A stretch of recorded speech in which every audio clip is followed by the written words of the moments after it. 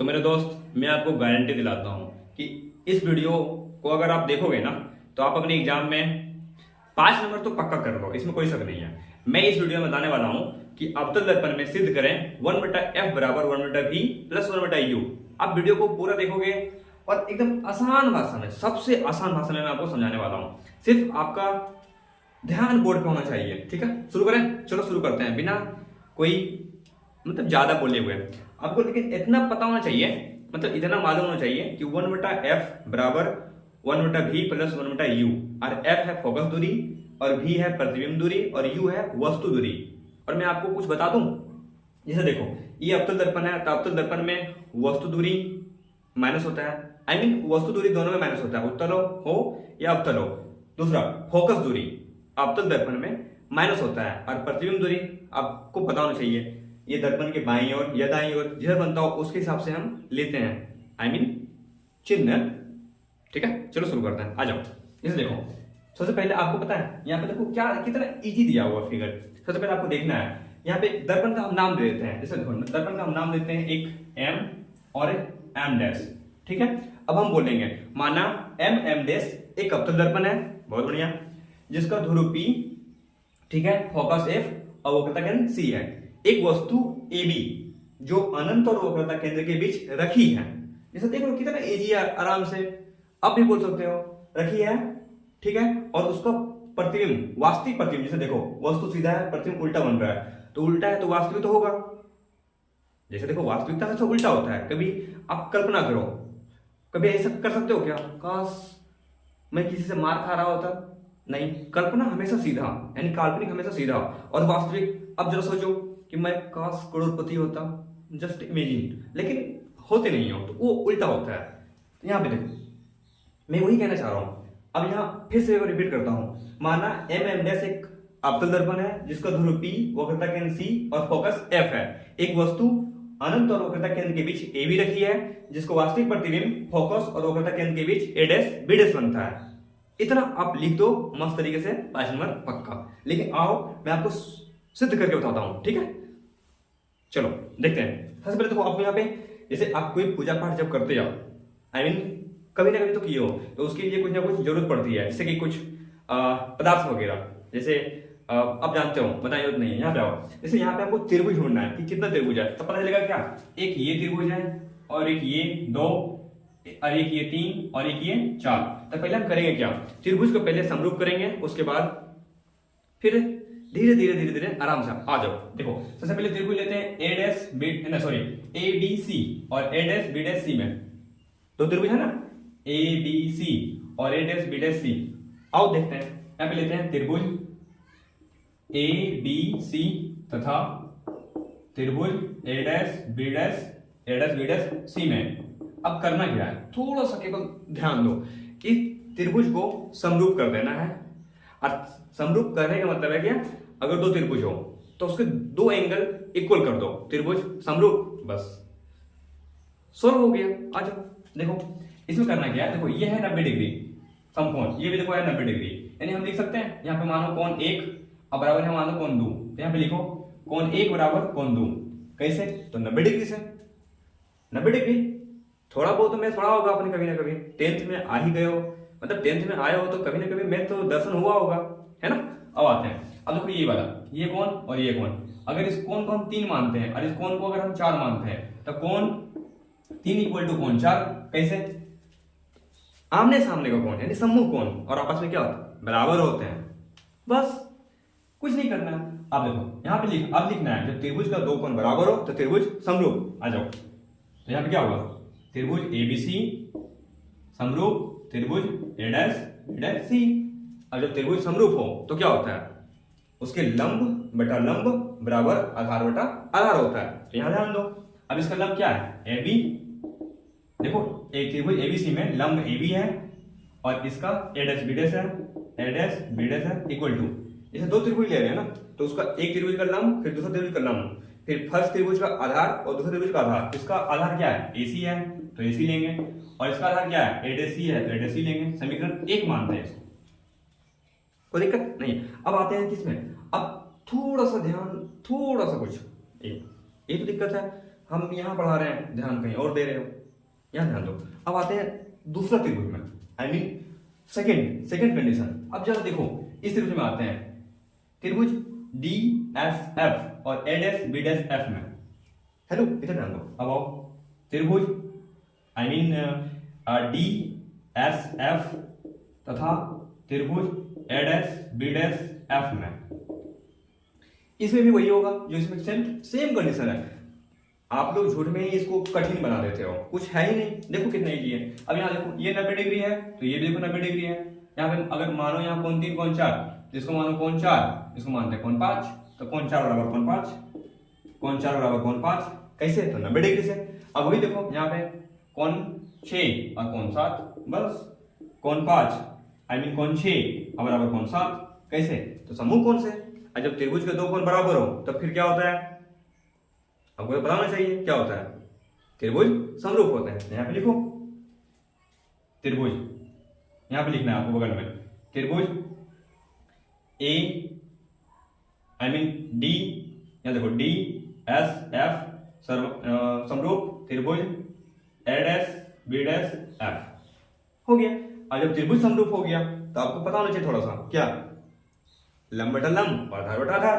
तो इस त्रिभुज में देखो डीएसएफ में क्या है? लंब डी एस, बहुत बढ़िया। और इस त्रिभुज का लंब ए डैश बी डैश, बहुत बढ़िया, बराबर। अब आधार लो एफ एस, बहुत बढ़िया। और इसका लो क्या? ए डैश एफ, बहुत बढ़िया। ठीक है, समीकरण इसको 2 मानते हैं। ठीक है, यहां तो कोई दिक्कत? आप यहां तक स्क्रीनशॉट लो, फिर मैं आगे बताता हूं। अब थोड़ा सा ध्यान दो, अब देखना है। जैसे देखो ये जो डीएस है, देखो ये डीएस ए बी के बराबर है। अब ऐसा हम क्यों कर रहे हैं? क्योंकि दोनों एक ही प्लेटफॉर्म पे है और सेम टू सेम कंडीशन में है, दोनों एक ही साइज का है। तो डीएस के जगह पे हम देखो ए बी रखेंगे, क्या देखो ये जितना लंबा है उतना लंबा ये है, तो क्यों ना रख सकते हैं हम? रख सकते हैं कि नहीं? अब एक माँ का 2 बेटा हो तो बताओ दोनों को सेम टू सेम बंटवारा होता है कि नहीं? बिल्कुल होता है। आज यहाँ रखते हैं, तो डीएस की जगह पे हम रखेंगे ए बी, क्योंकि दोनों इक्वल है। आ जाओ, तो डीएस की जगह पे हम रखेंगे ए बी। देखो इस डीएस की जगह पे हम रखेंगे ए बी, यानी इसका मान ए बी रखेंगे। डीएस की जगह पे रखो ए बी अब बटा ए डैश बी डैश अब इक्वल टू एफ एस अब बटा ए डैश एफ, समीकरण 2 मानो। ठीक है, अब जब यहाँ पे आप ध्यान दोगे बढ़िया से तब पता चलेगा कि समीकरण 1 और समीकरण 2 में ध्यान दो। देखो ये वाला ए बी बटा ए डैश बी डैश और ए बी बटा ए डैश बी डैश दोनों इक्वल है। अब बताओ जब वन साइडेड इक्वल हो जा रहा है तो टू साइडेड भी इक्वल ही होगा। नहीं समझे? उम्मीद समझ गए होगा, इतना भी बुड़बक थोड़ी ना होंगे, तभी तो यहाँ देख रहे हो वीडियो मेरा। जैसे देखो अभी तो इक्वल है, यहाँ देखो समीकरण 1 तथा 2 से है, समीकरण 1 तथा 2 से है। अब करना क्या है? यहाँ देखो ए सी बटा A dash C equal to F S बटा ए डैश एफ, बस देखो खत्म। बढ़िया, देखो ठीक है। तो आगे बढ़े, चलो।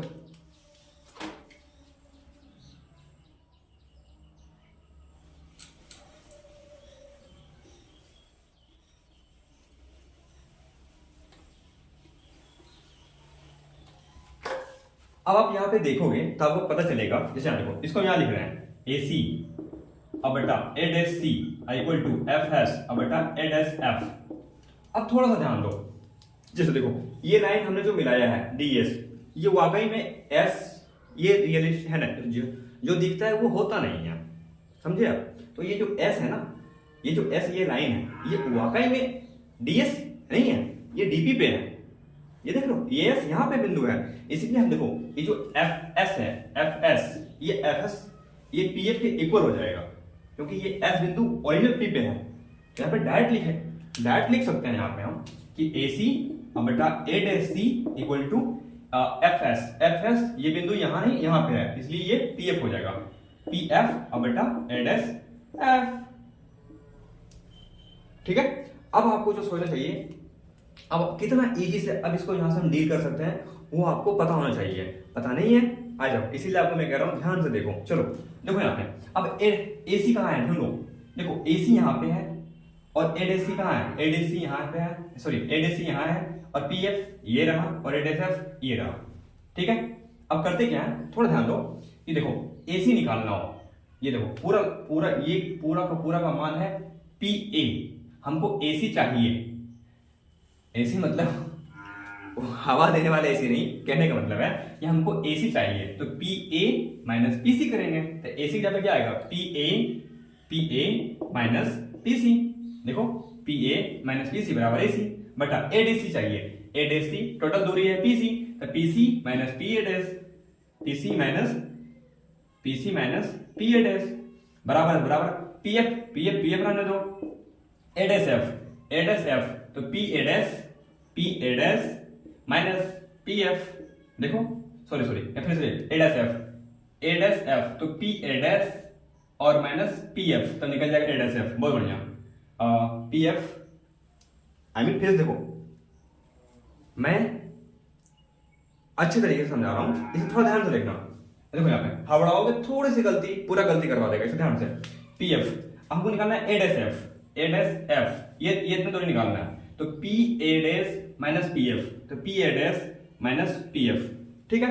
अब देखो अब आते हैं चिन्ह परिपाटी से, तभी समझ आएगा, और नहीं भी समझ आया मैं हूं ना, समझाने का गारंटी मेरा रहा। चलो ध्यान थोड़ा सा तो ध्यान दे ही सकते हो, है ना, चलो ध्यान दो। अब देखो PA देखो क्या है, वस्तु दूरी, और वस्तु दर्पण के बाईं ओर रखी है, इसलिए माइनस होगा और माइनस U होगा, PA की जगह पे माइनस U। अब PC क्या है, ध्यान दो, PC है वक्रता केंद्र, इन्हें आप पढ़ा है A बराबर R/2 तो R बराबर 2F, दर्पण के बाईं ओर है इसलिए माइनस 2F, ठीक है।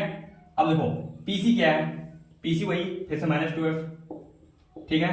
और देखो माइनस PA डैश क्या है, PA डैश प्रतिबिंब दूरी और दर्पण के बाईं ओर तो minus V equal to PF क्या है, फोकस दूरी, और अब तक दर्पण में फोकस दूरी माइनस होता है इसलिए माइनस F। अब PA डैश फिर से माइनस V और PA डैश प्रतिबिंब दूरी इसलिए माइनस हमने लिया, और PF तो पता है माइनस F। अब ध्यान दो, करो क्या, पहले उसको ब्रैकेट ओपन करो, माइनस U प्लस 2F बटा minus 2F plus V equal to minus F और माइनस V और प्लस F। जैसे देख लो कितना इजी है, जैसे देखो खुद, इसमें आप लोग झूठ में इसको बड़ा मानते हो, दो कौड़ी का चीज नहीं है। चलो आगे देखते हैं। अब करना है हमको कॉर्नर गुना कर देना है। देखो UV माइनस प्लस तो UV आ गया, देखो माइनस और प्लस माइनस तो क्या होगा UF, ठीक है। अब देखो ये प्लस है तो प्लस में 2F स्क्वायर आएगा, देख रहे हो 2F स्क्वायर, ठीक है। अब देखो 2F माइनस V तो क्या आएगा 2VF आ गया इक्वल टू उस देखो ये देखो माइनस प्लस तो 2F स्क्वायर। अब ये देखो V माइनस VF, क्लियर। अभी क्या करें, ये देखो ये खत्म G हमेशा कर सकते हैं। अब ये देखो 2VF ये माइनस VF, देखो पहले इसको लिखो UV minus UF equal to VF और माइनस ये देखो ये माइनस है उधर प्लस हो जाएगा, और ये माइनस में पहले से था तो आएगा 2VF।